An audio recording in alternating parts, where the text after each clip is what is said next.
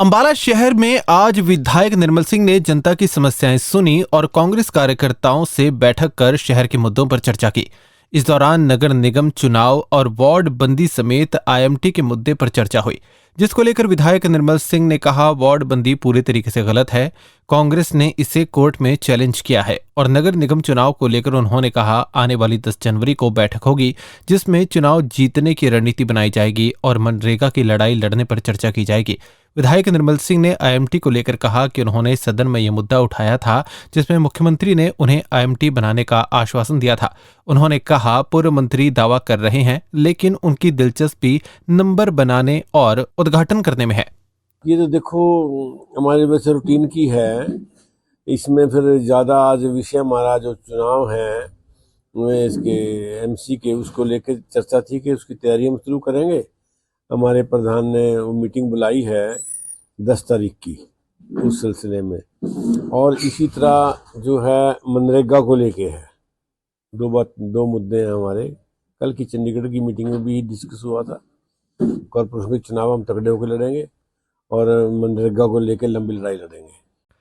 विधायक निर्मल सिंह ने इस दौरान नगर निगम चुनाव को लेकर जीत का दावा किया और कहा वार्ड बंदी पूरे तरीके से गलत की गई है, जिसे कोर्ट में चैलेंज किया गया है। ये वार्ड बंदी दोबारा से की जाएगी।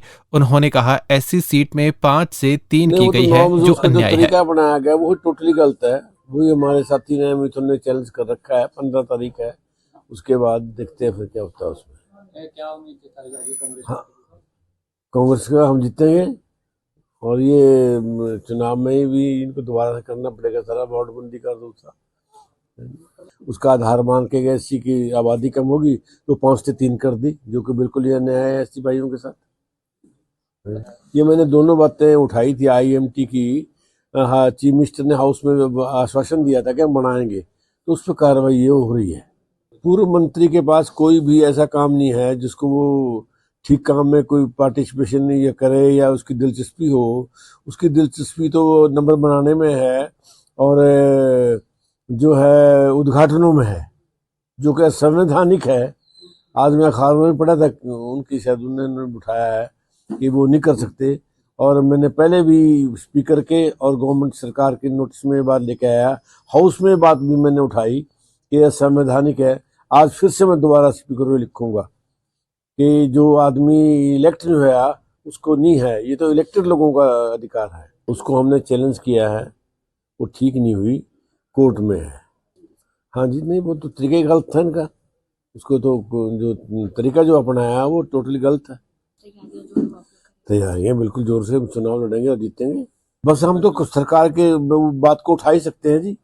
बाकी बेशर्मी अगर किसी ने कोई हद कोई पार कर ही रहे हैं, और तो कुछ नहीं इसमें है। इस बारी जो शहीदी दिवस दिहाड़ा श्री तेग बहादुर जी का मनाया गया है, उसमें उस वक्त मैंने जब चर्चा हाउस में हुई तो मैंने उसमें जहाँ के माता गुजरी जी जिस गांव के हैं नकनौर साहब के, वहाँ एक कॉलेज बनना है लड़कियों का, उसका भी चीफ मिनिस्टर ने आश्वासन दिया कि हम उसको भी बनाएंगे।